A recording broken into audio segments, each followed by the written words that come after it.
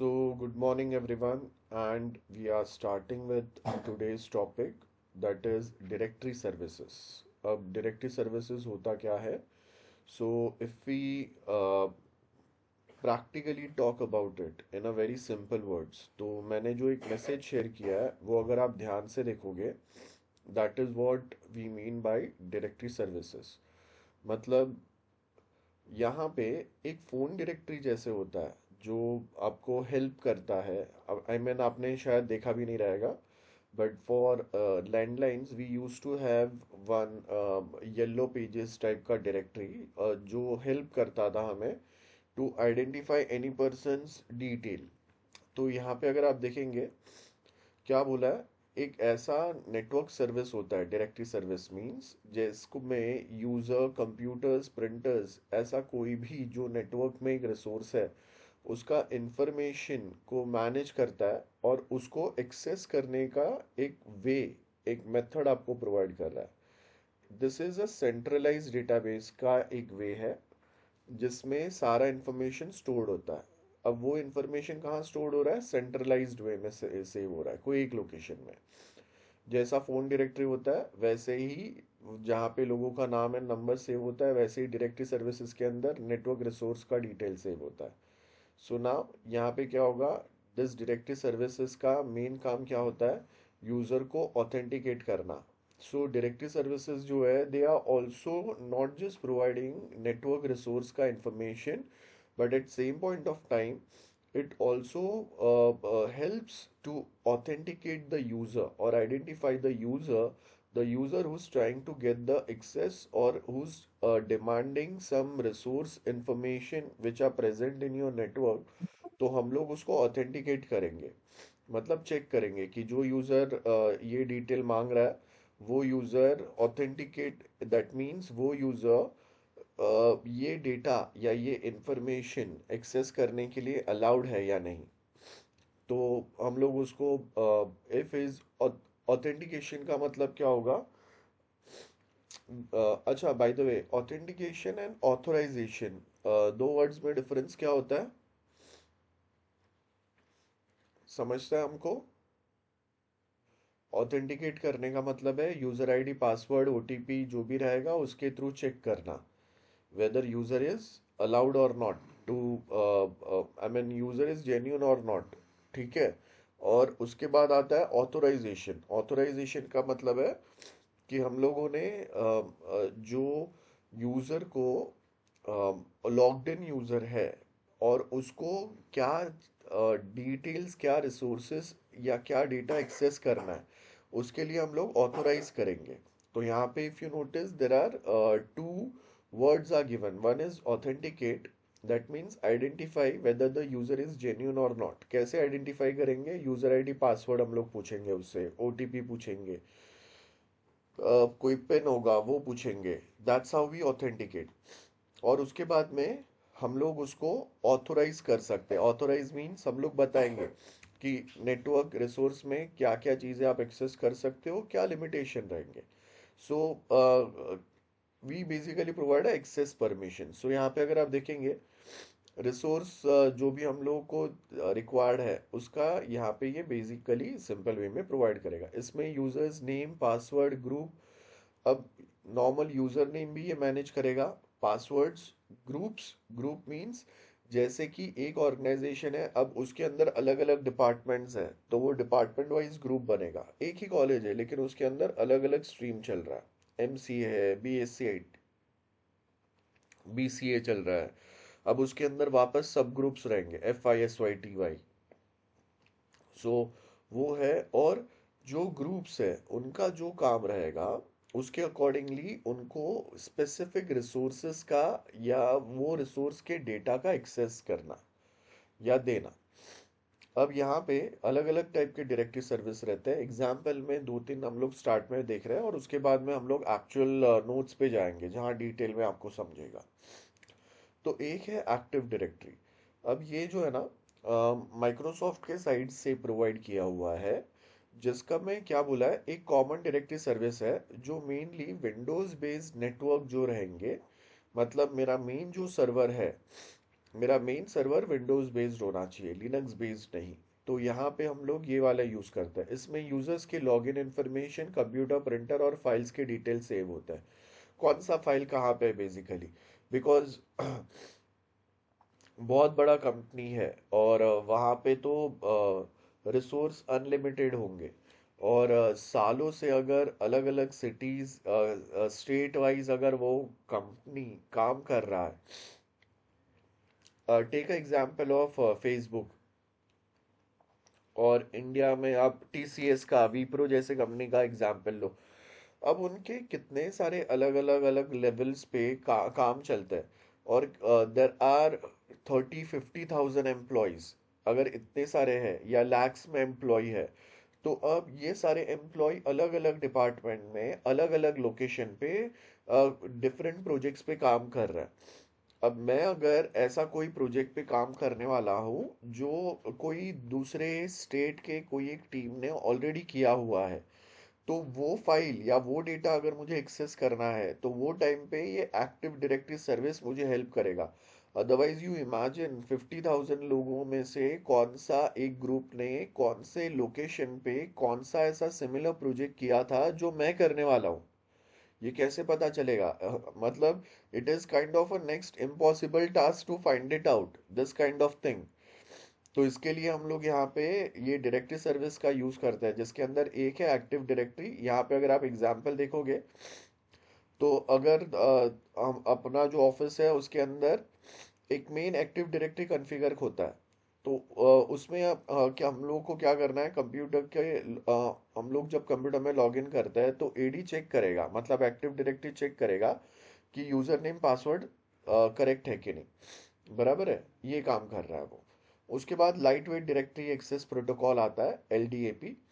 ये एक प्रोटोकॉल है जो डायरेक्टरी सर्विस को एक्सेस करने के लिए यूज होता है। इसमें डिफरेंट प्लेटफॉर्म्स के लिए, अब ये देखो, ऊपर वाला जो एक्टिव डायरेक्टरी था ना वो मेनली माइक्रोसॉफ्ट के लिए सपोर्टेबल था ज़्यादा। ये सारे प्लेटफॉर्म्स मतलब अलग अलग ऑपरेटिंग सिस्टम्स के लिए सपोर्टेबल है, जैसे कि लिनक्स और विंडोज़ दोनों में ये काम कर सकता है। यहाँ पे अभी क्या है, ऑर्गेनाइजेशन में जो यूजर्स के ईमेल है वो ईमेल को यहाँ पे वो मैनेज करने में हेल्प करेगा। तो ईमेल सिस्टम होगा, और एलडीएपी जो है वो ऑर्गेनाइजेशन का ईमेल सिस्टम को यूज़ करता है। तो अगर मुझे अपना कोई ईमेल ओपन करना है तो एलडीएपी वो लॉगिन डिटेल्स को वेरीफाई करता है कि कौन सा यूज़र लॉगिन कर रहा है और वो जेन्युइन यूज़र है या नहीं है, क्योंकि ऑफिशियल ईमेल अकाउंट पे बहुत सारे इंफॉर्मेशन आता है। और आजकल माइक्रोसॉफ्ट का जो ये अजूर वाला जो सर्विस है उसका भी एक्टिव डायरेक्टरी है। तो पहले सिर्फ एक्टिव डायरेक्टरी था, और उसके बाद में ये एक्टिव डायरेक्टरी को क्लाउड बेस्ड किया, तो उसको आप जो एजूर है उसका एक्टिव डायरेक्टरी बोलते हैं, एजूर एडी बोलते हैं। और ये क्लाउड बेस्ड वर्जन है जो पहले का एक्टिव डायरेक्टरी था। और यहाँ पे ऑफिस 365 एक बहुत इम्पॉर्टेंट फीचर है provided by Microsoft, organization level पे काम मैनेज करने के लिए। तो माइक्रोसॉफ्ट अजर सर्विस को मैनेज करने के लिए हम लोग ये स्पेसिफिक चीज़ को यूज़ करते हैं। तो अगर ऑफिस 365 यूज़ कर रहे हैं तो हमारे जो लॉगिन क्रीडेंशियल्स है वो क्लाउड में मैनेज होंगे, स्टोर होंगे, वहाँ से एक्सेस होंगे। सो ये हम लोगों का बेसिक था डायरेक्टरी सर्विसेज के बारे में। आई होप सबको समझ में आया मैंने जो बोला वो, guys. Am I clear till this point? जल्दी बताओ, बिकॉज अगर ये समझ में आया तो अब जो टेक्निकल वर्ड्स में हम लोग समझेंगे ना वो बहुत इजीली समझेगा। इसके लिए मैंने हिंदी में शेयर किया था, क्योंकि कुछ टॉपिक्स जो है ना वो काफ़ी ट्रिकी है। तो अगर आप एक बार अगर हिंदी में समझ लोगे तो ये अभी आपको लाइफ टाइम याद रहेगा, है ना? अच्छा, बाय द वे मैंने और एक चीज़ शेयर किया था, दैट इज़ प्रॉक्सी सर्वर। कितने लोगों ने प्रॉक्सी सर्वर वाला स्लाइड समझा? क्या समझ में आया, बताओ? प्रॉक्सी सर्वर वाला एक मैंने पीपीटी शेयर किया था, आई होप एटलीस्ट देखा होगा। Girls, yes no?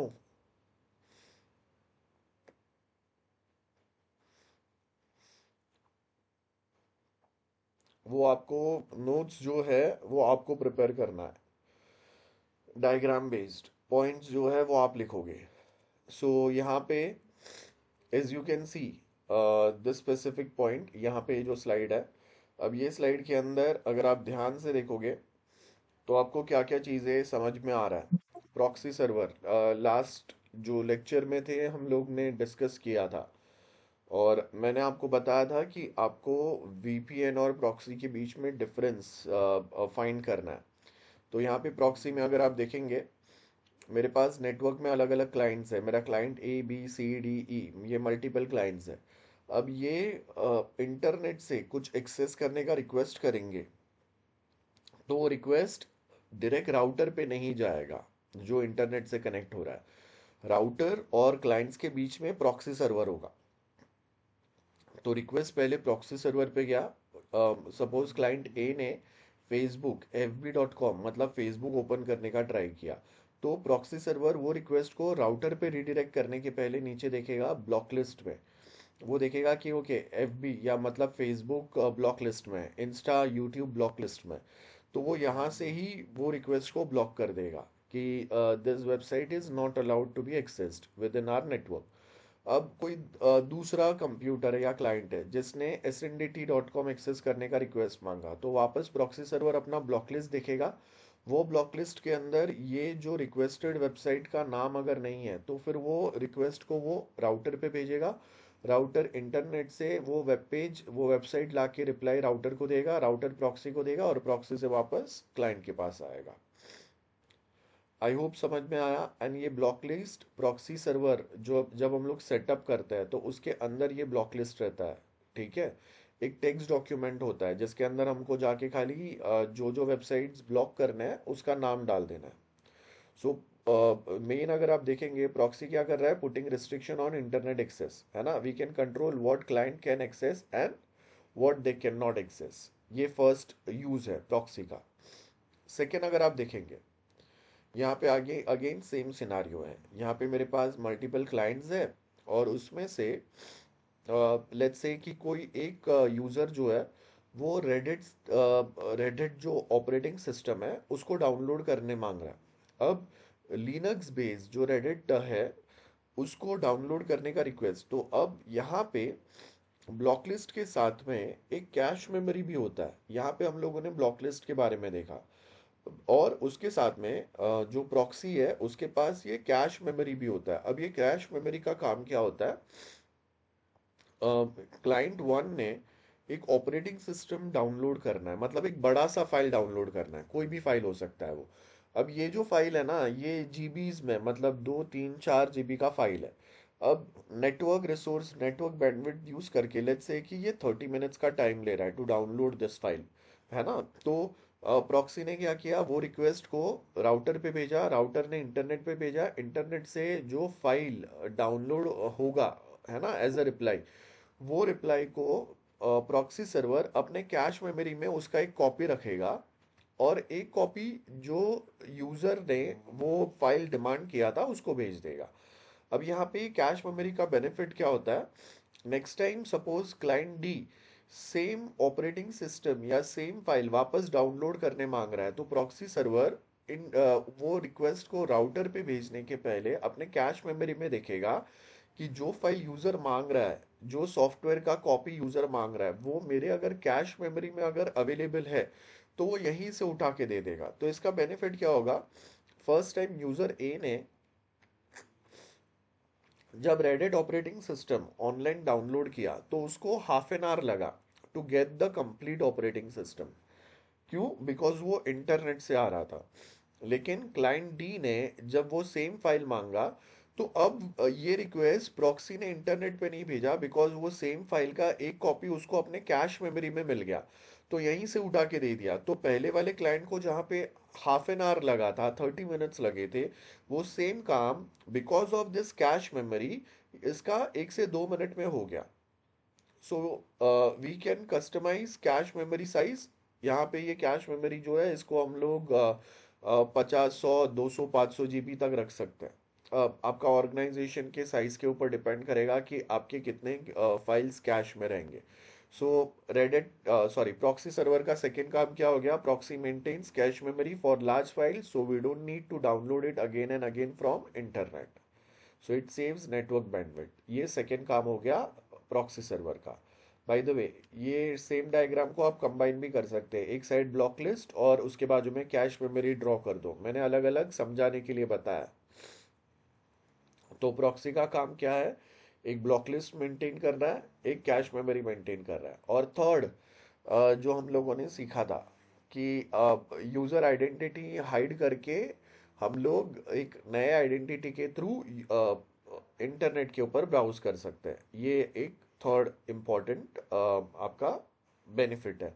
तो ये वाला आप ज्यादातर लोगों ने सुना है, ऊपर वाले दो जो है ना वो किसी को ज्यादा पता नहीं है, तो वो हमको पता होना चाहिए। Proxy server, so proxy server helps to bounce IP address और हाइड आइडेंटिटी ओवर इंटरनेट, और इसके लिए हम लोग टोर ब्राउजर चेक कर सकते हैं, है ना, जो बताया था मैंने। तो आई होप प्रॉक्सी सर्वर समझ में आ गया। यस, किसी को कोई डाउट है बताओ, anyone any doubt? Girls reply, जागते रहो। Am I clear till this point? Yes sir, clear है। बाकी बाकी गाइस, हाँ। चलो, तो अब हम लोग यूनिट 2 का टॉपिक स्टार्ट करते हैं इसके साथ में। और ये जो जो मैं आपको बता रहा हूँ शॉर्ट में, आपको उसका डायग्राम जो मैंने दिया है वो डायग्राम सेम रखो, उसके नीचे जैसे मैंने बताया कुछ पॉइंट्स डालो, कुछ एग्जांपल्स आप उसके नीचे ऐड करो। That's going to be your answer in exam as well. तो ये जो भी मैंने कुछ पूरा एक्सप्लेन किया है, मैंने बहुत शॉर्ट में पॉइंट लिखा है, आपको वो एग्जाम्पल के साथ में वहां पे डालना है। तो मैंने जो डायग्राम डाला है प्रॉक्सी का वो सेम डायग्राम, उसके बाजू में वो जो पॉइंट है वो सेम, सिर्फ एग्जाम्पल अपने वर्ड्स में डाल दो तो आपका अच्छा सा आंसर बन गया। ठीक है, चलो तो अब हम लोग यूनिट 2 पे जाते हैं।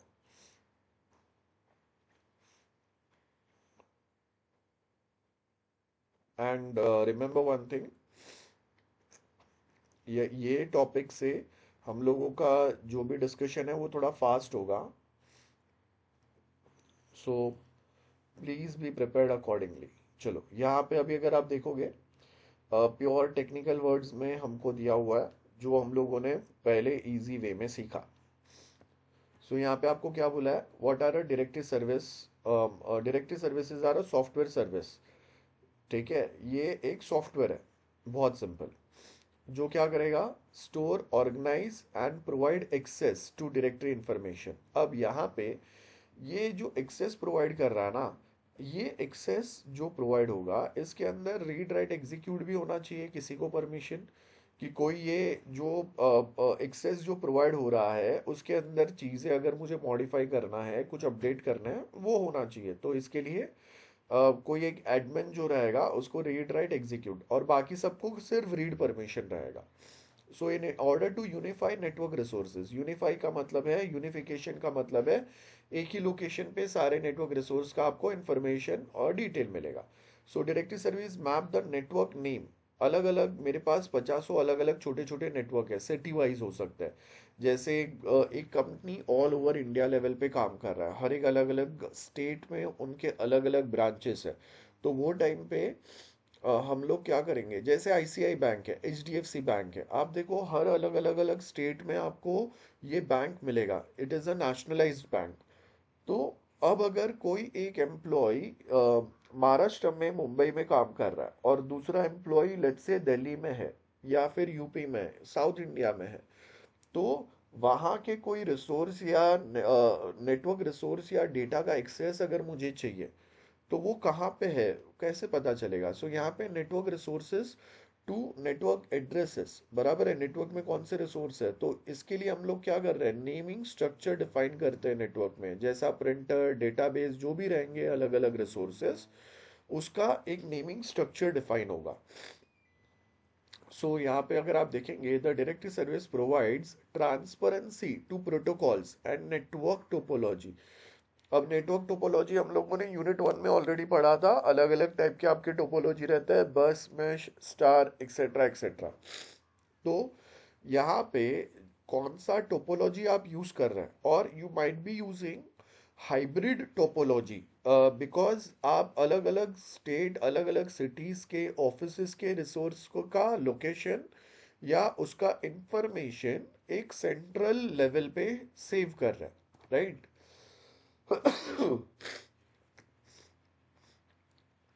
सो ये पॉइंट अगर आप देखेंगे, it provides transparency to protocols and network, and permitting users to access resources without having to aware of physical location of a devices. It's an important component of network operating system.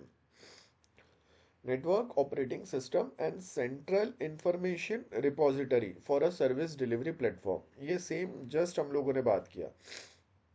तो यहाँ पे repository it's like a database, जिसको repository बोलता है। तो आप समझो कि एक बहुत ह्यूज अमाउंट का डेटाबेस हम लोग के पास है, जो 50 सिटी में से आ रहा है।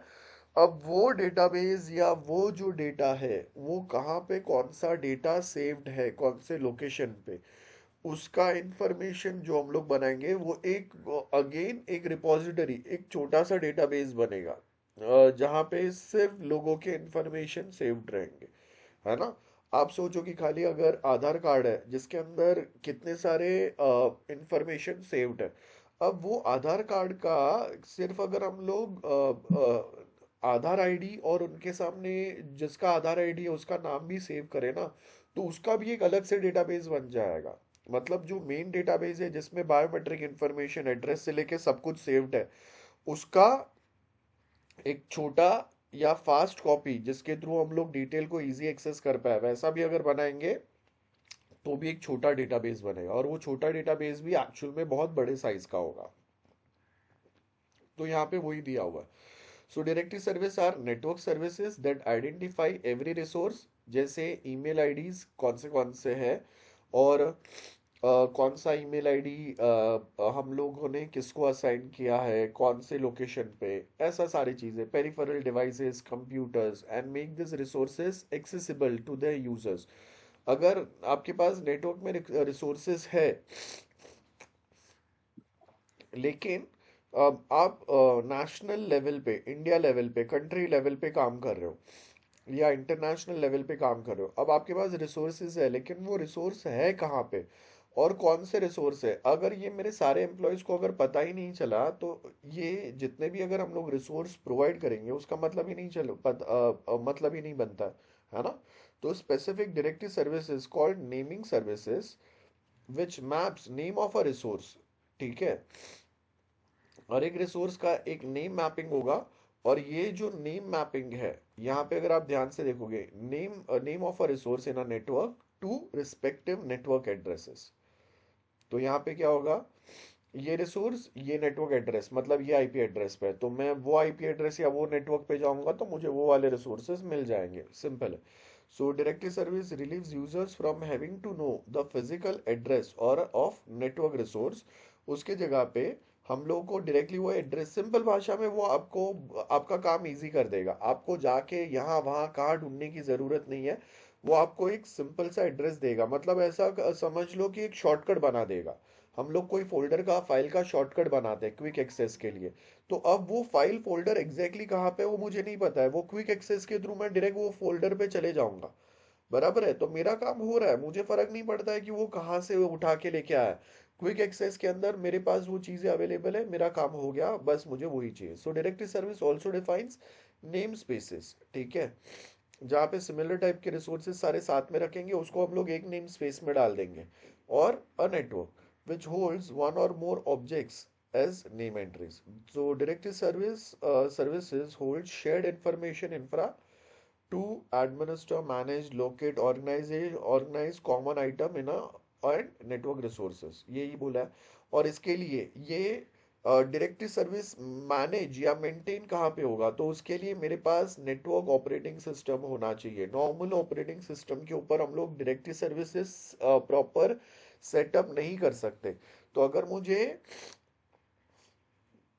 डायरेक्टरी सर्विस अगर सेटअप करना है कि जहाँ पे मेरे नेटवर्क के रिसोर्स इंफॉर्मेशन ऑथेंटिकेशन ये सब इजीली हो पाए, तो वो टाइम पे हम लोग क्या करेंगे, नेटवर्क ऑपरेटिंग सिस्टम सेटअप होगा, और वो जो ओएस सेटअप होगा नेटवर्क ओएस, उसके ऊपर हम लोग ये डायरेक्टरी सर्विस सेटअप करेंगे। So two of most widely use directory services, एक लाइट वेट है which is use for email address and network directory service है। अब ये वाला जो है ना, ये वाला आपने नहीं सुना है। ये अभी स्टार्ट में जो मैंने एग्जांपल दिया था उसमें बात भी नहीं किया है। So network directory service which is used in novel network, novel network networks. ठीक है, तो मतलब अलग अलग कंपनीज अलग अलग काम के लिए एक सेम डायरेक्टरी सर्विस का अपडेटेड वर्जन प्रोवाइड करता है। बस ये कॉमन सेंस है, ऐसे याद रखो तो इजी रहेगा। मतलब डायरेक्टरी सर्विस का कॉमन अगर हमको मतलब पता चल गया, तो अब उसके वेरिएशन अलग अलग वेरिड वर्जन आते रहेंगे। क्यों? बिकॉज हर कंपनी का रिक्वायरमेंट अलग अलग है। कोई स्पेशलाइज्ड रिक्वायरमेंट के लिए स्पेशलाइज्ड नेटवर्क सर्विस प्रोवाइड होगा। सो डायरेक्टरी सर्वर्स होते हैं हम लोग के पास। अब डायरेक्टरी सर्वर क्या होता है, यहाँ पे डेटाबेस के अंदर अगर आपने देखा रहेगा ना, ये क्रूड ऑपरेशन रहता है, creating a directory server, retrieving information from it, as and when new resources are added, वो इंफॉर्मेशन अपडेट करो, कोई रिसोर्सेज अगर हम लोग नेटवर्क से हटा रहे हैं वो इंफॉर्मेशन डिलीट करो। और ये क्रूड ऑपरेशन अगर रियल टाइम में होगा तभी integrity of a data can be maintain, जो डायरेक्टरी सर्विस के पास जो डेटा है। So directory service are a centralized repository for storing and managing info in a hierarchical structure. Hierarchy समझते हैं, ट्री लाइक स्ट्रक्चर होगा जहाँ पे एक मेन मेरा सर्वर रहेगा, उसके नीचे बाकी के सर्वर्स है। जैसे अभी सपोज कि टाटा ग्रुप है, तो टाटा ग्रुप के अंदर आईटी कंपनीज भी है, पावर जनरेशन कंपनीज भी है, और भी पचासों अलग अलग कंपनी है। तो कौन सा ब्रांच के पास कौन सा स्पेसिफिक टाइप का इंफॉर्मेशन मिलेगा, ये हायरार्किकल स्ट्रक्चर के अंदर हम लोग चेक कर सकते हैं। तो ये आपको directory service, this provides a directory service. Directory can be search by a specific criteria और by predefined set of categories. जैसे कि डेटा सर्च, मतलब मैं यहाँ पे मेरे पास पता है कि मुझे डेटा है, लेकिन वो डेटा किसको अवेलेबल होगा ये कैसे पता चलेगा? तो उसके लिए हम लोग एक्सेस डिफाइन करेंगे। इफ यू रिमेम्बर, जस्ट हम लोगों ने ऑथेंटिकेशन एंड ऑथराइजेशन दो वर्ड्स डिस्कस किए थे, बस वही है। So is a frequent when compare to write और update information. So data search करने के लिए एक्सेस होगा, और उसके आगे हम लोग यहाँ पे बता सकते हैं कि एक्सेस का मतलब क्या है। जैसे अब अपडेट होता है डेटाबेस के अंदर, तो वैसे ही अपडेट इंफॉर्मेशन का एक्सेस जो होता है, वैसे ही हम लोग यहाँ पे डेटाबेस का एक्सेस प्रोवाइड कर सकते हैं। तो जो यूज़र को अगर हम लोग ये एक्सेस प्रोवाइड करेंगे, अगर वो यूज़र को, जैसे एडमिन है, तो वो यूज़र को अगर लगता है कि कोई इन्फॉर्मेशन अपडेट करने की ज़रूरत है या कोई इन्फॉर्मेशन रियल टाइम में अपडेट नहीं हुआ है, तो वो कर पाएंगे। सो टाइप्स ऑफ डायरेक्टरीज कौन से रहेंगे, एक सेंट्रलाइज्ड रहेगा और एक डिस्ट्रीब्यूटेड रहेगा। सेंट्रलाइज का मतलब क्या है, एक आपका एसएनडीटी है, यूनिवर्सिटी है, उसका एक copy of a data at the server है ना, ऑल इंडिया लेवल पे, तो वन डायरेक्टरी सर्वर पर लोकेशन, इसको सेंट्रलाइज बोलेंगे। और दूसरा जो है, दूसरा अपना डिस्ट्रीब्यूटेड है। डिस्ट्रीब्यूटेड का मतलब क्या है कि हम लोग के पास इंफॉर्मेशन बहुत ज़्यादा है, और सेंट्रल लेवल पे अगर हम लोग उसको मेंटेन करने का ट्राई करेंगे तो वो बहुत ज़्यादा डिफिकल्ट हो जाएगा। तो वो टाइम पे क्या होगा, इंफॉर्मेशन कैन बी पार्टीशन, और उसके एक छोटे रेप्लिकास बन जाएंगे अक्रॉस मल्टीपल सर्वर्स। तो आपको एक मेन सर्वर पे, सेंट्रलाइज सर्वर पे डिपेंड करने की ज़रूरत नहीं पड़ेगी। तो अगर हम लोग जियोग्राफिकली डिस्ट्रीब्यूटेड है, जैसे कि यहाँ पे तो सिंपल सा मैंने एग्जांपल दिया हुआ है, लेकिन अगर हम लोग सिटी वाइज अगर सेपरेट है, तो वो टाइम पे वो सिटी के लिए जितना भी डेटा रहेगा सेंट्रल सर्वर पे, उसका एक कॉपी उनके सिटी लेवल पे एक लोकल सर्वर बना के उनको प्रोवाइड कर देंगे, सो दैट वो एक्सेस फास्ट हो। लेकिन अब यहाँ पे डायरेक्टरी सर्वर का मतलब पर्पस क्या है, डायरेक्टरी सर्वर का पर्पस ये है कि सिटी लेवल पे ओरिजिनल कंप्लीट सेंट्रल सर्वर पे जो डेटाबेस है उसका जो एक कॉपी बना हुआ है, उसका जो एक रेप्लिका बना हुआ है, उसमें क्या चीज़ क्या डेटा कहाँ पे है, उसका एक डिक्शनरी बनाओ। उसका एक इजी एक्सेस, क्विक एक्सेस वाला सेटअप बनाओ। ये आपका डायरेक्टरी सर्वर का काम है। सो डायरेक्टरी सर्वर यहाँ पे अगर आप देखेंगे इंफॉर्मेशन स्टोर्ड भी होता है। यहाँ पे directory server can store any kind of info including identity profile, कौन सा यूजर को एक्सेस प्रिविलेज क्या है, रीड राइट एक्सेस है ना, to information about the application network resource. तो उसके आगे यहाँ पे अगर आप देखेंगे information can be used for क्या, दो पर्पस के लिए, एक ऑथेंटिकेशन एंड एक ऑथोराइजेशन है ना। ऑथेंटिकेशन यूजर आईडी पासवर्ड और ओटीपी, एंड ऑथोराइजेशन में क्या होगा, based on the type of account which data is accessible to that user, तो उसका डिटेल भी यहाँ पे सेव होता है। सो वो हो गया। इसके बाद में डायरेक्टरी सर्विसेज के अंदर अगर आप देखेंगे, directory services were part of OSI initiative. I hope हम लोगों ने ओएसआई वर्ड सुना है बहुत बार, है ना, for network standard and multi vendor interoperability. अब ये मल्टी वेंडर का काम क्या है, मल्टी वेंडर का मतलब क्या है। आप अगर देखेंगे कि हाँ, जैसा हम लोग एटीएम पे जाता है तो बहुत बार क्या है, जो एटीएम मशीन पे हम लोग डेबिट कार्ड स्वाइप करेंगे, अब जरूरी नहीं है कि वो एटीएम मशीन हमेशा सिर्फ आईसीआई बैंक का हो और मुझे हर जगह पे आईसीआई बैंक का एटीएम मिले, ये भी पॉसिबल नहीं है। तो मुझे वहां पे एचडीएफसी, एसबीआई, एक्सिस, कोटक, कोई भी बैंक का एटीएम मिल सकता है। सो इंटरऑपरेबिलिटी होना चाहिए, मतलब वो बैंक का debit card should work at all other ATM machines, because हर जगह पे कोई अलग अलग टाइप के एटीएम मशीन सेटअप किए रहेंगे। सो एट दी एंड मेरे पास एक एटीएम मशीन होना जरूरी है। कंपनी स्पेसिफिक एटीएम मशीन, ये रिक्वायरमेंट आप हटा दो।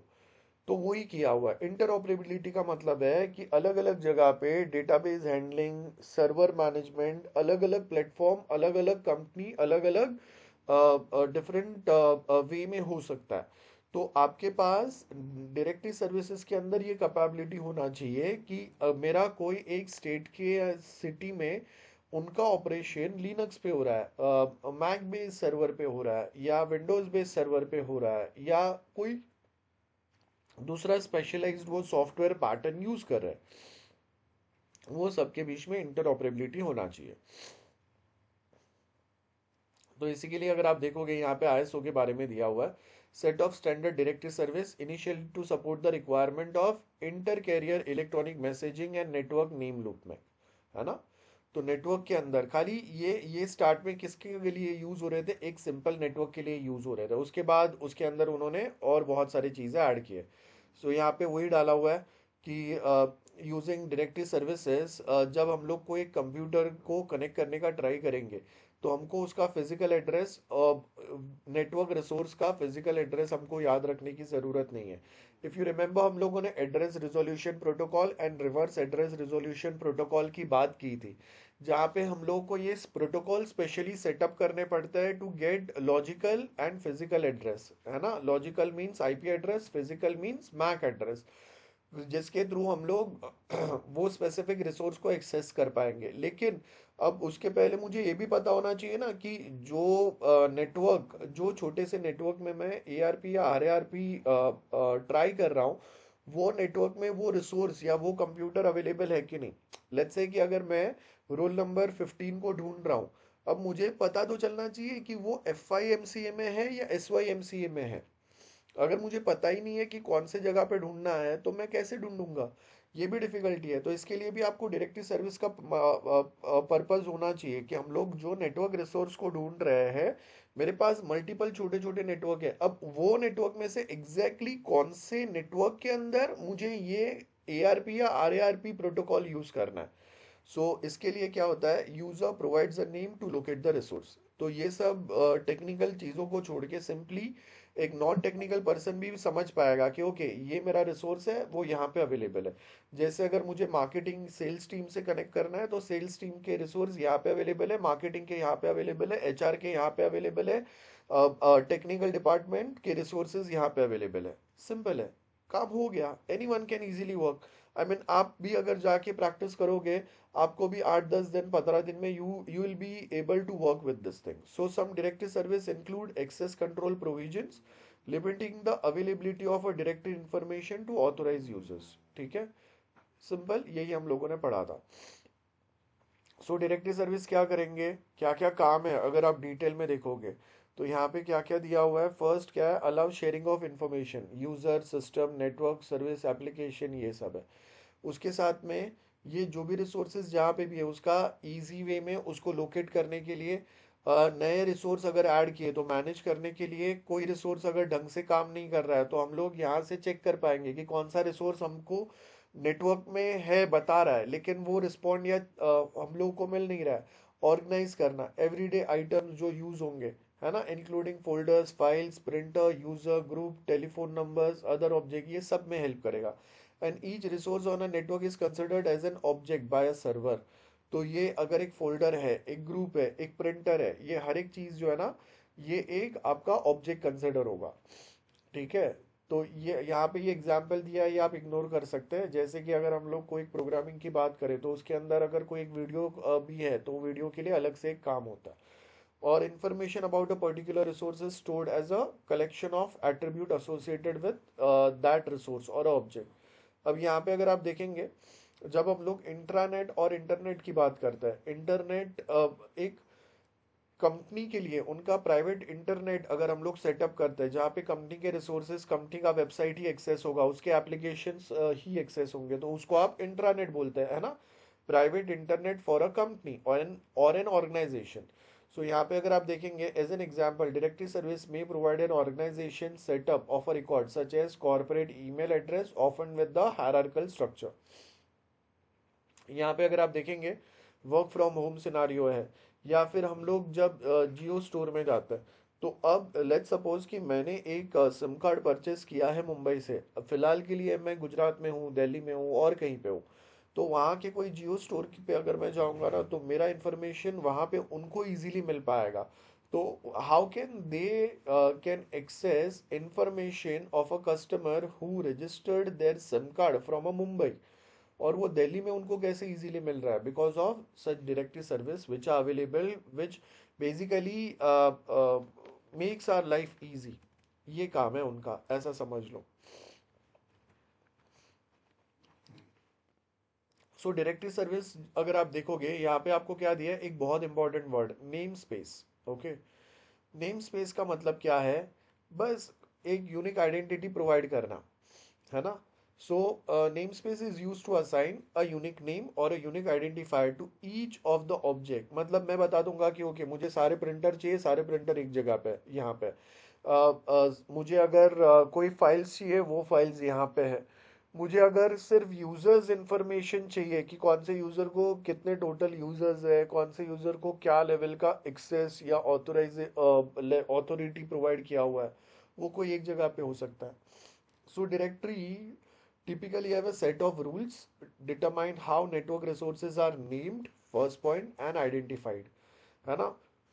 तो एक स्टैंडर्ड नेम प्रोसीजर हम लोग फॉलो करते हैं। जैसे कि अगर हम लोग कोई एक GUI बेस्ड डिटेल अगर बनाते हैं तो उसमें अगर आपने देखा रहेगा कि अगर मैं कोई बटन लेबल अगर ऐड करता हूँ तो वहां पे मैं LBL डालूंगा, बटन के लिए BTN एक प्रीफिक्स डालूंगा और उसके आगे वो बटन का नाम होगा।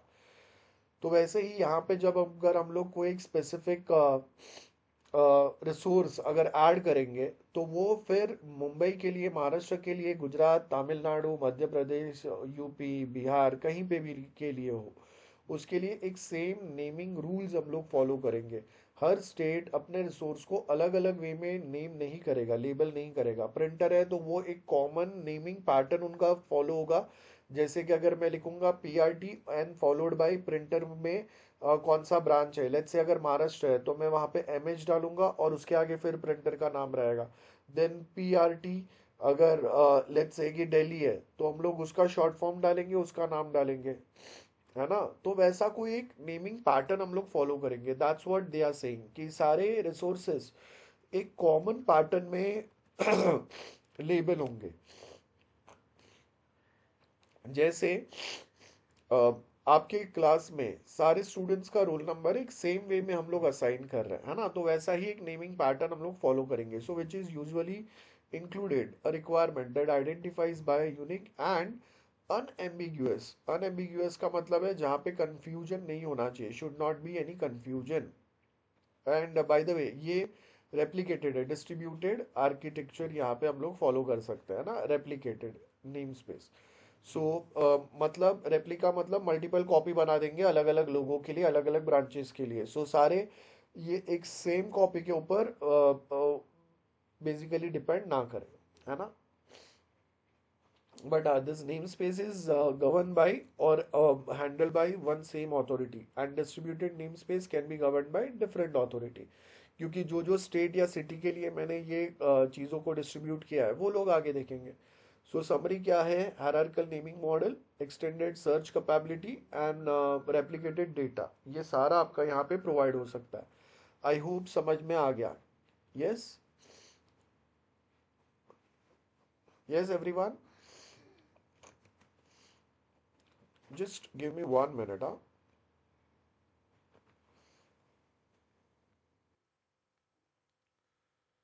So let's start again, everyone. Yeah, I'm audible, right? Girls, hello. Yes, sir. Yeah.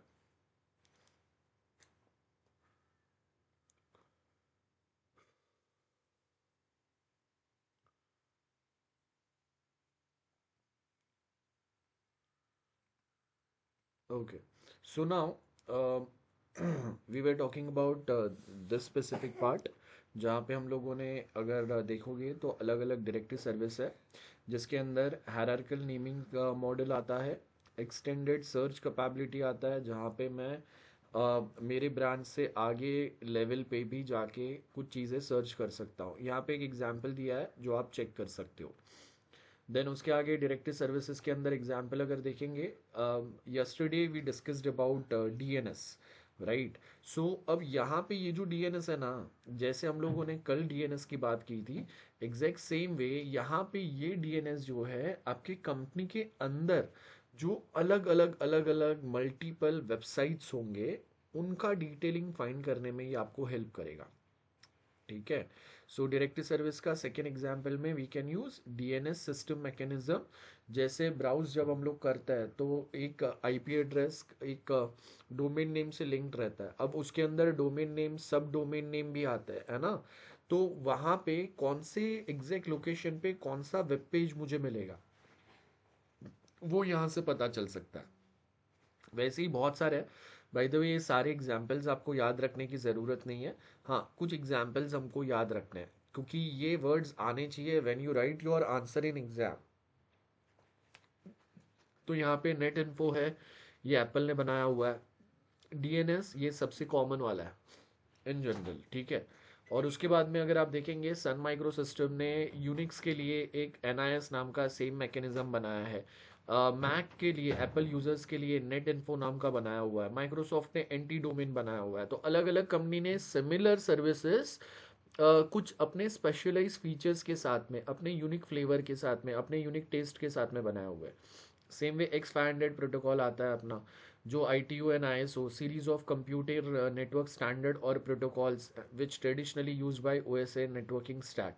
ये X500 आपने शायद नहीं सुना रहेगा बट ये काफ़ी पॉपुलर है, जहाँ पे नेटवर्किंग स्टैंडर्ड या प्रोटोकॉल जो हम लोग ट्रेडिशनली यूज़ करते हैं OSI मॉडल के अंदर, उसके लिए ये स्पेशल एक प्रोटोकॉल सेटअप बनाया हुआ है, जिसके अंदर क्या क्या चीज़ें आपको मिलता है। डायरेक्टरी एक्सेस प्रोटोकॉल मिलता है, बराबर है। ये नॉवल डायरेक्टरी सर्विस मिलता है और उसका जो प्रोटोकॉल स्टैंडर्ड X511 है। देन सिस्टम प्रोटोकॉल्स मिलता है, एक स्पेसिफिक सिस्टम्स अलग अलग जो रहेंगे। देन उसके आगे जैसे हम लोगों ने बोला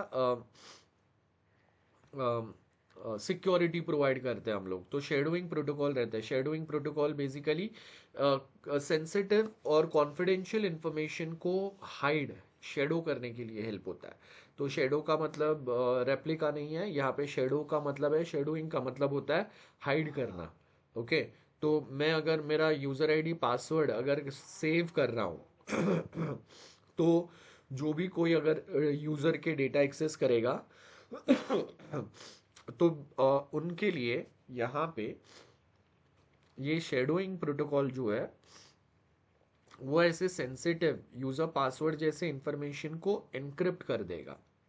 that is a shadowing protocol, hide कर देगा। बहुत सिंपल भाषा में, हाइड तो हो नहीं सकता है, तो शैडो का मतलब है ओरिजिनल पासवर्ड को एनक्रिप्ट करके हम लोग डाल देंगे। और उसके आगे ऑपरेशनल बाइंडिंग मैनेजमेंट प्रोटोकॉल है, मतलब दो चार अलग अलग जगह से अगर मुझे डेटा लेके साथ में अगर ऑपरेट करना है तो वो टाइम पे यहाँ पे अलग अलग 10 अलग अलग ब्रांचेस से कोई डेटा लेके कॉमन एक लोकेशन पे मिलेगा जिसके ऊपर हम लोग वर्क कर पाएंगे, तो वो हो सकता है।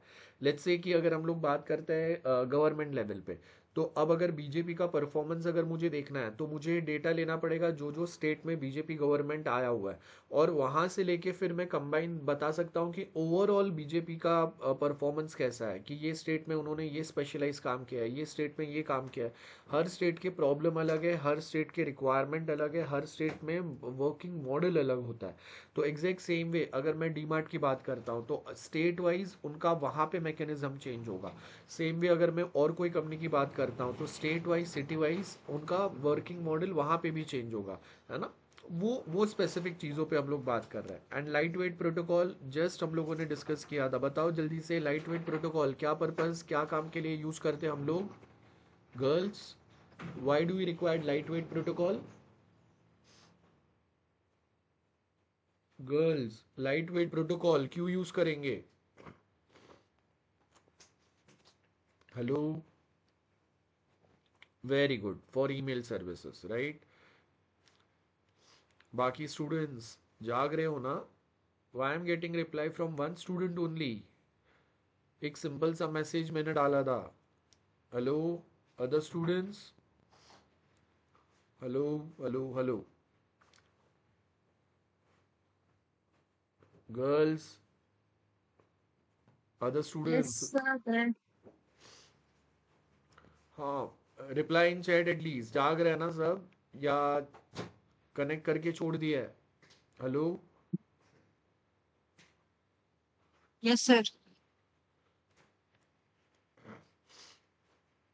Now types of servers used in DNS, अलग अलग टाइप के आपके सर्वर यूज होता है। अब ये वाला जो है ना, कल हम लोगों ने जो डीएनएस पढ़ा उसके बाद में ये वाला आप छोड़ सकते हो, इतना डिटेल में नहीं पढ़ोगे तो चलेगा। प्राइमरी सर्वर होता है ऑथेंटिकेट, उसके अंदर ऑथोरिटेटिव सर्वर होता है, देन सेकेंडरी सर्वर होता है, और एक आपका कैशिंग सर्वर होता है इसके अंदर। So if I just give you one simple example DNS कैसे वर्क करता है, तो डीएनएस वर्किंग में अगर आप ध्यान से यहाँ पे देखोगे, सो बेसिक पैटर्न क्या फॉलो होता है ना, कि ये मेरा क्लाइंट है, ठीक है, दिस इज द क्लाइंट। और ये जो क्लाइंट है, ध्यान से देखना, एक ही बार में समझ में आएगा, बहुत सिंपल है। अब ये क्लाइंट है, मतलब ये हमारा कंप्यूटर है, और यहाँ पे ये कंप्यूटर पे ब्राउजर ओपन करके हम लोगों ने क्या किया, abc.com सर्च करने का ट्राई किया, ठीक है। अब ये जो क्लाइंट है जिसको आप बोलेंगे डीएनएस रिजॉल्वर, ये क्लाइंट के पास होता है, क्लाइंट कंप्यूटर पे होता है, अपने ब्राउजर पे होता है।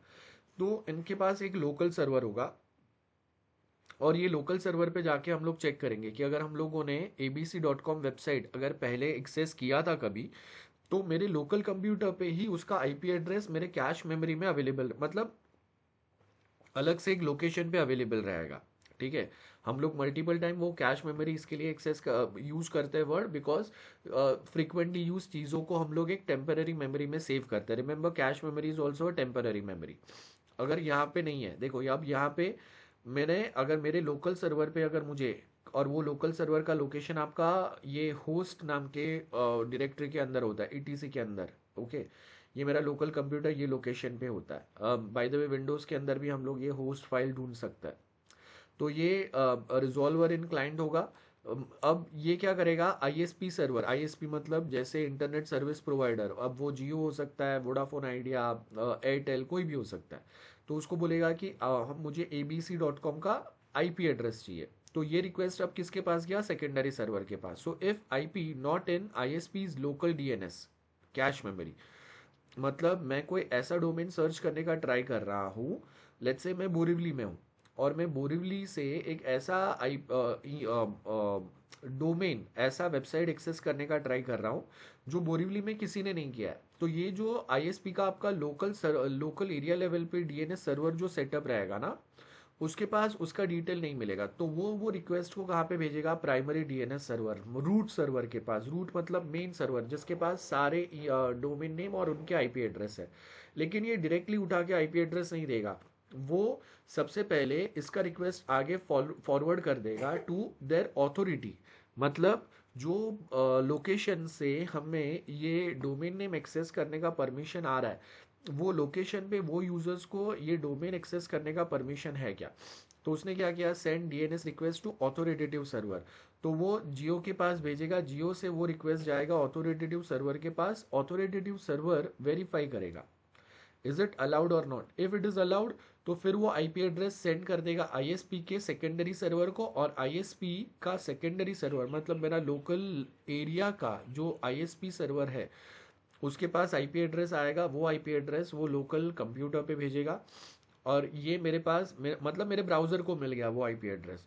अब एक बार ब्राउज़र पे वो आईपी एड्रेस आने के बाद में वो आईपी एड्रेस पे जो वेब पेज है ना, वो निकालने का काम चलता है। तो उसके लिए हम लोग वेब पेज लाइफ साइकिल, आपने अगर ASP.NET अगर पढ़ा रहेगा या कोई भी दूसरा वेब टेक्नोलॉजी, वेब प्रोग्रामिंग अगर पढ़ा रहेगा, तो वहाँ पे कंप्लीट पेज लाइफ साइकिल अलग से ऐसे सेट ऑफ स्टेप्स फॉलो होते हैं to fetch the web page from that received IP address. तो वो अलग से एक साइकिल चलता है। सो जस्ट इमेजिन ब्राउजर के ऊपर जो हम लोगों ने एक आईपी एड्रेस ढूंढने के लिए सेट ऑफ इतने स्टेप्स फॉलो किए, और वो आईपी एड्रेस मिलने के बाद में वो आईपी एड्रेस से पेज, वेब पेज फेच करने के लिए, ब्राउजर पे लाने के लिए अगेन एक complete web page life cycle follow होगा। तो उस पे तो हम लोग नहीं जा रहे। चलो, डायरेक्टरी सर्विस के अंदर डीएनएस मैंने ऑलरेडी बता दिया, और हम लोगों ने ढंग से उसको रिवाइज भी कर लिया है। तो यहाँ पे दिया हुआ है जो आप इजीली चेक कर सकते हैं। यहाँ पे सेम दिया हुआ है जो मैंने अभी डायग्राम सिखाया, उसका same example is given, so you can put this example as well in your paper. DNS कैसे वर्क करता है टेक्निकली मैंने सेटअप बताया ही नहीं है, और वो सेटअप के लिए मैंने आपके साथ जो कल वीडियोस का एक प्लेलिस्ट शेयर किया था, वहाँ पे लिनक्स के ऊपर हम लोग डीएनएस सर्वर कैसे सेटअप करते हैं उसका प्रैक्टिकल भी वहाँ पे अवेलेबल है। लिनक्स प्रैक्टिकल्स का लिस्ट एक जो मैंने शेयर किया था, तो आपको वहाँ से जाके आप वो टेक्निकली प्रैक्टिकली भी देख सकते हो हाउ वी सेटअप। ओके, अब इसके बाद आता है एलडीएपी। एलडीएपी हम लोगों ने जस्ट डिस्कस किया। So यहाँ पे if you notice this carefully, LDAP consists of set of protocols with alternative to जो हम लोग का एक्टिव डायरेक्टरी प्रोटोकॉल्स जो है उसके आगे है ना। So develop to allow internet clients to access X500 directory using TCP/IP networking. अब ये TCP/IP OSI ये आपके सेट ऑफ लेयर्स है, जहाँ पे कैसे काम चलता है, कौन से लेयर्स अवेलेबल होते हैं वो हम लोग चेक करते हैं, राइट। तो अब यहाँ पे अगर आप देखेंगे LDAP defines open vendor neutral. सबसे इंपॉर्टेंट ये है वेंडर न्यूट्रल, मतलब मैं कोई भी कंपनी का सर्विसेज यूज कर रहा हूँ फर्क नहीं पड़ता है। सिंपल एग्जांपल याद रखो, मेरे पास कोई भी बैंक का डेबिट कार्ड होने दो, कोई भी एटीएम मशीन से मैं वो डेबिट कार्ड स्वाइप करके पैसा निकल सकता हूँ, that is vendor neutral. It is not compulsory कि मेरा डेबिट कार्ड अगर आईसीआई का है तो आईसीआई का एटीएम ही चाहिए, एचडीएफसी का है तो एचडीएफसी का एटीएम ही चाहिए। So it means it's vendor neutral. मेरे पास डेबिट कार्ड होना ज़रूरी है, कौन से बैंक का है वो ज़रूरी नहीं है। Then industry standard network protocol set of access method जो हम लोग देखेंगे वो same. Most direct service are access through LDAP only. Lightweight वाले ज़्यादा बेटर होते हैं, जहाँ पे हम लोग शॉर्टकट प्रोवाइड करते हैं, क्रिएट करते हैं, जिससे चीज़ें आपके बेटर वर्क करते हैं। और उसके आगे LDAP has become standard access method, okay, जो यहाँ पे दिया हुआ है। Okay, so just 1 minute. Okay, so ये अगर आपने स्टार्ट से हम लोगों ने जो जो सीखा है, और आप देखो अगर स्टार्ट से जो भी मैं आपको सिखा रहा हूँ वो अगर बेस अगर क्लियर है ना, तो ये चीज़ें आपको बहुत फटाफट समझ में आएगा। और वो बेस अगर क्लियर नहीं है तो वो चीज़ें नहीं समझेंगे, ठीक है। सो यहाँ पे देखो X500 है। अब यहाँ पे अगर आप ध्यान से पढ़ोगे क्या दिया हुआ है, X500 series of computer networking standard क्या क्या चीज़ें कवर कर रहा है। Covering electronic directory service. Of course अभी के लिए हमारे पास कोई फिजिकली नहीं होता है, इलेक्ट्रॉनिक वे में ही यूज़ कर रहे हैं, और उसमें भी आज के टाइम पे तो हम लोग क्लाउड वे में यूज़ करते हैं, है ना। तो X500 series was developed by, ये जाने दो, ये ज़रूरी नहीं है, फर्स्ट अप्रूव्ड का भी वो हिस्ट्री जोग्राफी नहीं चाहिए। So directory services were developed in order to support the requirement of X400 electronic mail exchange and name lookup. अब ये जो नेम लुकअप है ना, ये हम लोग डीएनएस की बात कर रहे हैं। Remember this very carefully. Name lookup जो है, दैट मीन्स ये डोमेन नेम के साथ में ये कौन सा आईपी एड्रेस लिंक्ड है, उसके लिए नेम लुकअप सर्विस यूज होता है। और बाय द वे इसके साथ में ईमेल सिस्टम्स को मैनेज करने के लिए यूज कर रहा है। तो दो वर्ड्स यहाँ पे है, याद रखो, X400 एक आपका ईमेल वाला है और दूसरा डीएनएस वाला है। ISO was a partner in developing the standard, incorporating them into open source interconnection। और यहाँ पे आपको उसका वो नाम दिया हुआ है, इसकी ज़्यादा ज़रूरत नहीं है। हाँ, आप ये डायग्राम याद रख सकते हो। Okay, I hope that's clear. So X500 protocols कौन से रहेंगे, जस्ट अभी हम लोगों ने डिस्कस किया, राइट, है ना। ये आपका डैप है, डायरेक्टरी एक्सेस प्रोटोकॉल है। तो कौन से डायरेक्टरी को आप एक्सेस करोगे और क्या लेवल पे कैसे एक्सेस कर सकते हो, वो सिस्टम प्रोटोकॉल है। तो ये एक्सेस डिफाइन करेगा, ये कौन से सिस्टम्स के लिए कौन से प्रोटोकॉल होने चाहिए वो बताएगा। इंफॉर्मेशन शेडोइंग, सेंसिटिव इंफॉर्मेशन को ये क्या करेगा, हाइड, एनक्रिप्ट करेगा। बेसिकली हाइड नहीं कर रहा है, एनक्रिप्ट कर रहा है। And directory operational binding management, तो ये बेसिकली आईपी एड्रेस को डोमेन के साथ बाइंड करने के लिए यूज हो रहा है। नेमिंग लुकअप जो हम लोगों ने बात किया वो। सो X500 डेटा मॉडल यहाँ पे दिया हुआ है। अब मैंने जो जो बताया उसके बेस के ऊपर आप ये चीज़ों को इजीली पढ़ सकते हो, ये आपको पढ़ना है अभी, ठीक है। और यहाँ पे डीएनएस वर्सेस एलडीएपी सर्विस कैसे काम करेंगे, क्या डिफरेंस रहेंगे। सो डीएनएस जो है वो एक लुकअप सर्विस यूज कर रहा है, जहाँ पे हम लोग डोमेन के साथ में कौन सा आईपी एड्रेस लिंक्ड है उसको हम लोग चेक करते हैं। So basically unlike DNS, LDAP server allows to store information on many other kind of real world and conceptual object, that is physical device पे information, employee information, contract information, account information, authentication और manufacture product का information, ये सब हम लोग add कर सकते हैं। So DNS light wait directory service जो हम लोगों ने यहाँ पे बात किया, वैसे डीएनएस जो काम कर रहा है वैसा ही काम आपका LDAP कर रहा है। सो डीएनएस वो काम आपका डोमेन और आईपी डिटेल निकालने के लिए कर रहा है, और एलडीएपी वो सिमिलर काम आपका बाकी के इंफॉर्मेशन फेच करने के लिए कर रहा है। अब एलडीएपी के अंदर अगर आप देखेंगे, LDAP involves from OSI directory services standard, जहाँ पे हम लोग के पास मल्टीपल चीज़ें रहेंगे। अब LDAP वर्सेस X500 दिया हुआ है, तो अभी X500 के बारे में भी हम लोगों ने दो वर्ड्स देखे, जो ईमेल सिस्टम और डीएनएस सर्विस मैनेज करने के लिए यूज कर रहा है, बराबर है। So LDAP supports TCP/IP protocol, 5 layers ही सपोर्ट होते हैं वहां पे, which is widely available and less resource intensive. Okay, so now यहाँ पे अगर आप देखेंगे, LDAP supports TCP/IP protocol which is widely available and less resource intensive. X500 जो है इसी के पास से काफ़ी कुछ आइडियाज़ लेके X500, ऐसा समझो LDAP लाइट वेट है जो फास्ट वर्क करेगा लेस रिसोर्सेस में, और X500 पुराना वाला जो है इट वाज हैवी वेट, और वो जो आपके पास लोकली डेटा अवेलेबल होता था वहाँ पे काम कर रहा था। तो ये लाइट वेट बेटर है, क्लाउड सपोर्ट प्रोवाइड कर रहा है ना इसके लिए। और ये X500 जो है ये हैवी वेट भी है, काफ़ी कॉम्प्लेक्स भी है। LDAP was designed to provide 90% of functionality जो X500 प्रोवाइड करता है, और 10% हम लोग नहीं प्रोवाइड कर सकते, उसके लिए आपको एक्स्ट्रा कॉस्ट ये वो ऐड करना ही पड़ेगा, ठीक है। सो LDAP बेसिकली यहाँ पे क्या बोला, LDAP is based on the client server model. Okay, client server interaction होंगे, जैसे सबसे इंपॉर्टेंट है बाइंडिंग।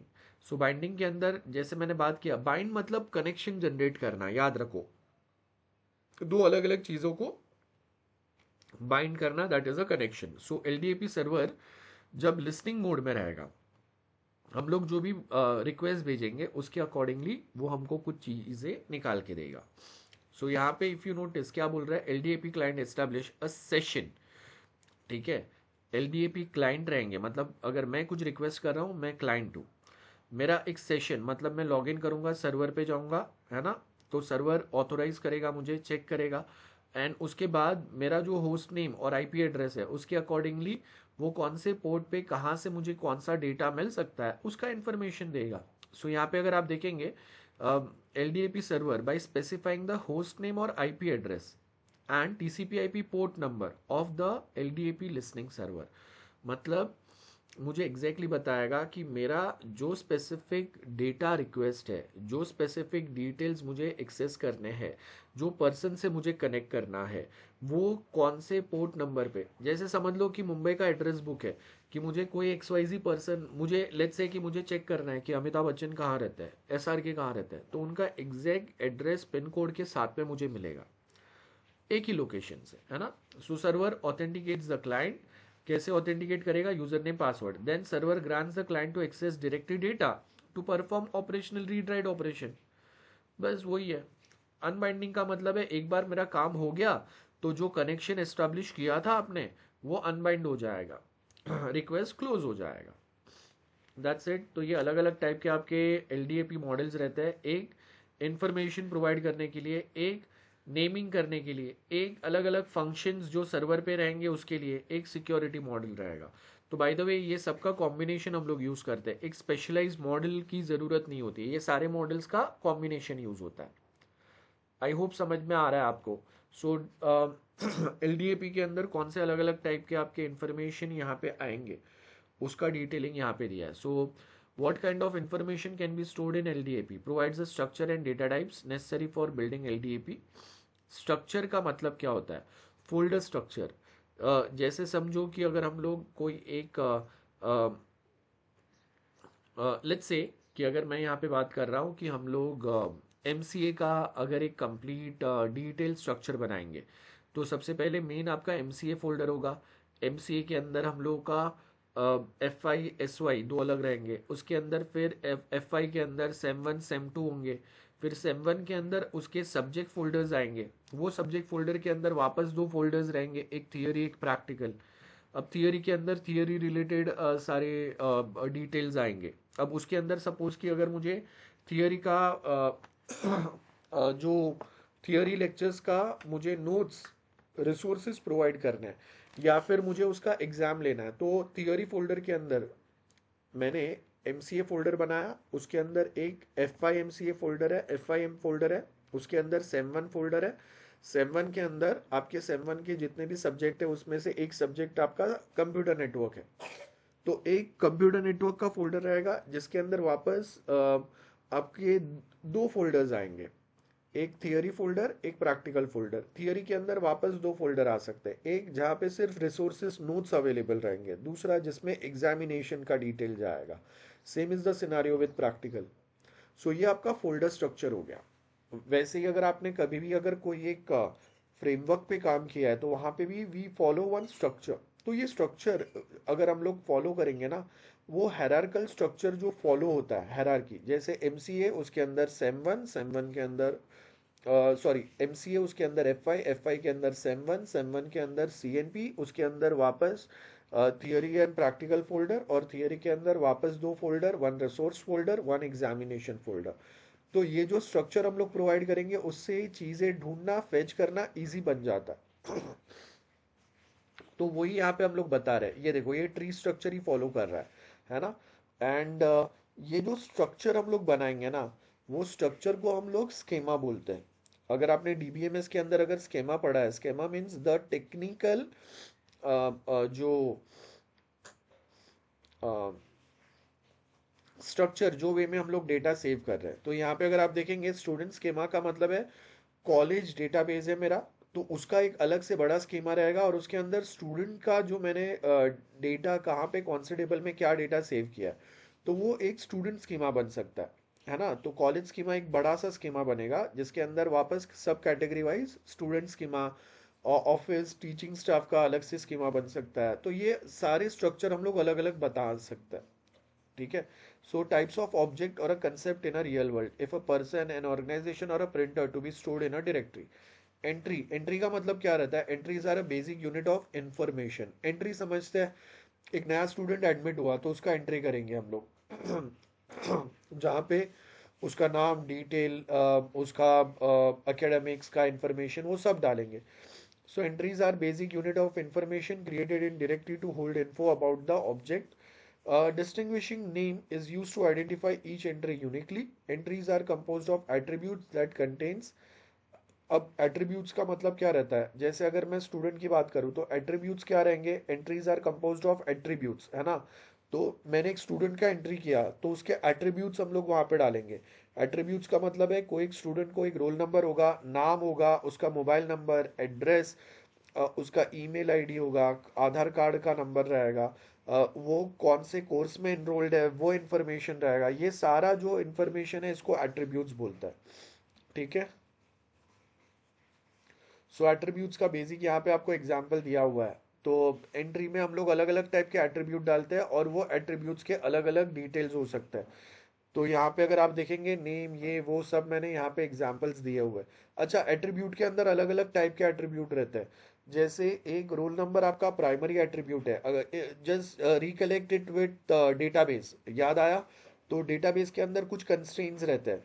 कंस्ट्रेंट्स मीन्स कंडीशन डालते हैं जो एट्रीब्यूट हम लोग ऐड करेंगे. जैसे यूनिक की, नॉट नल, प्राइमरी, फॉरेन की, ये सारे कंस्ट्रेंट्स हैं आपके, है ना. तो वैसे ही यहाँ पे आपके जो एट्रीब्यूट्स रहेंगे उसके ऊपर अलग अलग टाइप के आपके वैल्यूज रहेंगे, जिसमें से कोई एक प्राइमरी वैल्यू रहेगा जो कंपलसरी चाहिए. जैसे हर स्टूडेंट को एक रोल नंबर असाइन होना ही चाहिए. लेकिन हाँ, इट माइट पॉसिबल कि वो स्टूडेंट का ईमेल आईडी या करेक्ट ईमेल आईडी हमारे पास अवेलेबल नहीं है, या उसका ऑल्टरनेट मोबाइल नंबर हमारे पास अवेलेबल नहीं है. तो ये कुछ अलग अलग टाइप के वैल्यूज रहेंगे. So each attribute has a type and one और मोर वैल्यूज. ओके. तो हर एक एट्रीब्यूट के पास, जैसे फुल नेम है तो फुल नेम के पास दो अलग अलग एट्रीब्यूट रहेंगे. मतलब दो अलग अलग वैल्यूज को मर्ज करके आपने बनाया. फुल नेम कैसे बनेगा? फर्स्ट नेम लास्ट नेम, या first name middle name last name join करके बनेगा.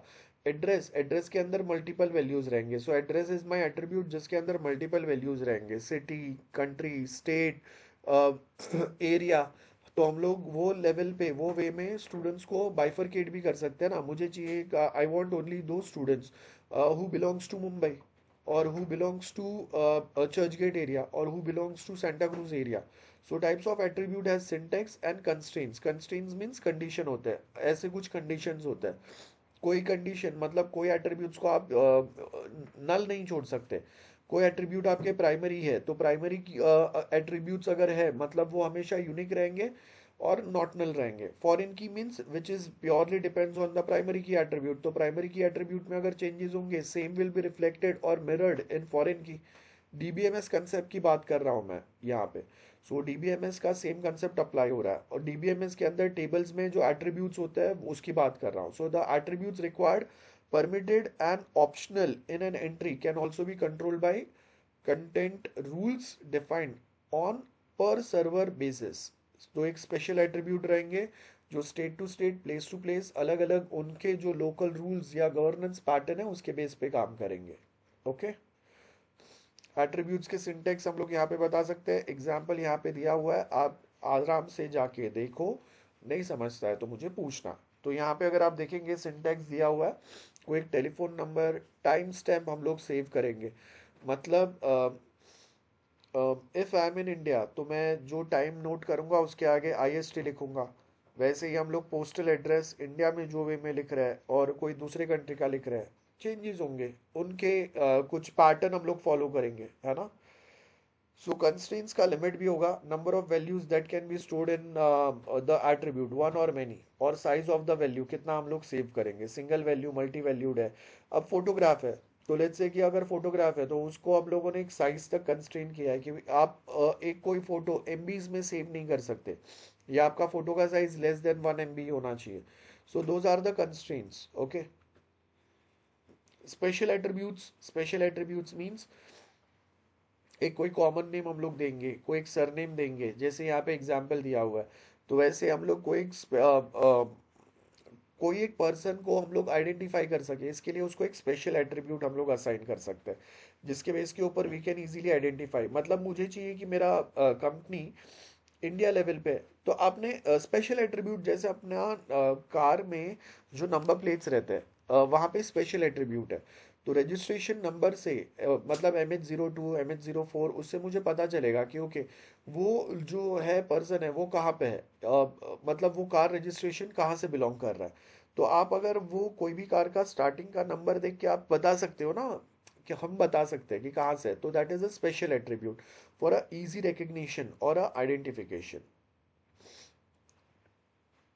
नेमिंग मॉडल्स कैसे काम करेंगे? सो यहाँ पे आपको वो सेम दिया हुआ है, entries are stored in tree like structure in a directory information tree, geographical और ऑर्गेनाइजेशन डिस्ट्रीब्यूशन के बेस पे कर सकते हैं। सो डिस्टिंग्विश नेम के लिए हम लोग क्या करेंगे, अगर यहाँ पे ये एक कोड जनरेट किया है तो उसमें हम लोग CN का मतलब है, एग्जाम्पल है कि हम लोग जॉन का नाम डाल रहे हैं। देन डेवलपमेंट टीम है तो हम लोगों ने आगे का OU जो है वो डेवलपमेंट टीम के लिए यूज कर रहे हैं। उसके बाद O मतलब कंपनी IBM डिसाइड कर रहा है, C मतलब कंट्री है तो IN डालेंगे। तो अगर इसको कंबाइन करेंगे तो John Dave team IBM IN, तो ये अगर हम लोग देखेंगे तो ये मुझे क्या पता चला, जॉन नाम का एक एम्प्लॉय है जो डेवलपर टीम में है, IBM में वो है और वो इंडिया से बिलोंग कर रहा है। तो ये कुछ एग्जांपल्स है जहाँ पे हम लोग एक यूनिक नाम कैसे आइडेंटिफाई कैसे कर सकते हैं। रिलेटिव डिस्टिंग्विश नेम्स कैसे हो सकते हैं? RDN is composed of one और मोर एट्रीब्यूट फ्रॉम द एंट्री। सो यहाँ पे मैं मल्टीपल चीजें कंबाइन करके एक यूनिक आइडेंटिटी बना सकता हूँ। Sibling entries like entries with same parent must have different RDNs।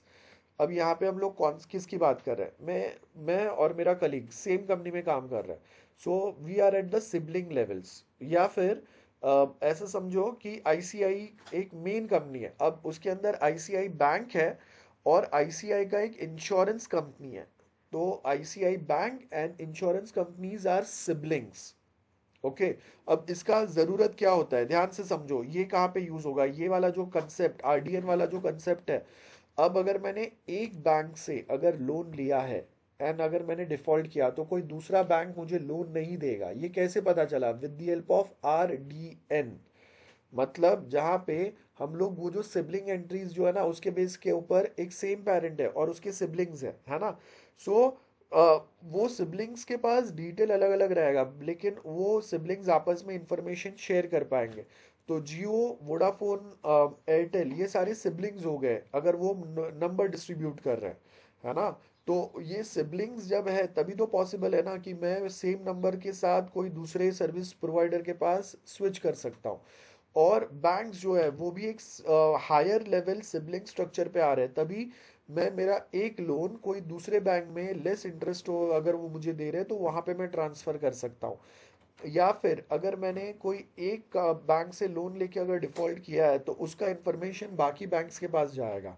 तो उनके जो अलग अलग डिपार्टमेंट्स है they basically become a siblings. Sibling means जहाँ पे वो इंफॉर्मेशन शेयरिंग कर पाएंगे for a similar kind of a business, जिससे हर किसी का जो बिजनेस इंफ्रा वैल्यू है वो बेटर हो पाए, डिफॉल्ट वैल्यू कम हो पाए। तो यहाँ पे आपको ये डायरेक्टरी स्ट्रक्चर दिया हुआ है, एक सिंपल सा एग्जांपल है। इसके बाद में अब हम लोग आते हैं एक्टिव डायरेक्टरी। LDAP अभी हम लोगों ने पढ़ लिया, अब आते हैं एक्टिव डायरेक्टरी। चलो इसके पहले जो भी अभी तक मैंने बोला किसी को भी डाउट है? Am I clear till this point? बताओ जल्दी से गर्ल्स।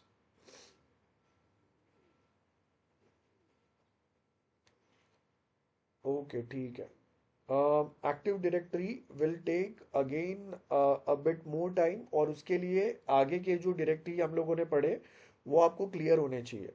तो संडे है, अब मैं उसके लिए अगेन हाफ एन आवर अगर लूंगा तो बाउंसर जाना चालू होगा। काफ़ी एक न्यू टॉपिक हम लोगों ने बहुत क्विक वे में समझा है। सो आज के लिए मैं यहाँ तक रख रहा हूँ।